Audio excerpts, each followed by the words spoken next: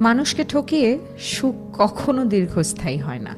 আজ আপনি হয়তো মনে করছেন সবকিছু আপনার অনুকূলে আছে, আপনার পরিকল্পনা ঠিকঠাক চলছে, সবকিছু যেন আপনার নিয়ন্ত্রণে।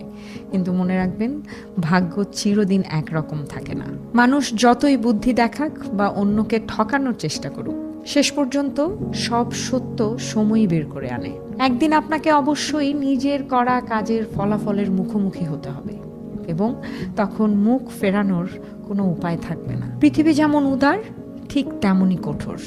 অন্যায়কে চুপচাপ সহ্য করে না। যদি এই জীবনে হিসেব না মেলে, তাহলে পরকালে তো বিচার নিশ্চিত। বিশ্বাস করুন বা না করুন, কাউকে কষ্ট দিয়ে কেউ কখনো নিজের পরিণতি এড়াতে পারে না। তাই সত্যতা, ন্যায় এবং ভালো কাজের পথই জীবনের সবচেয়ে নিরাপদ একটি পথ।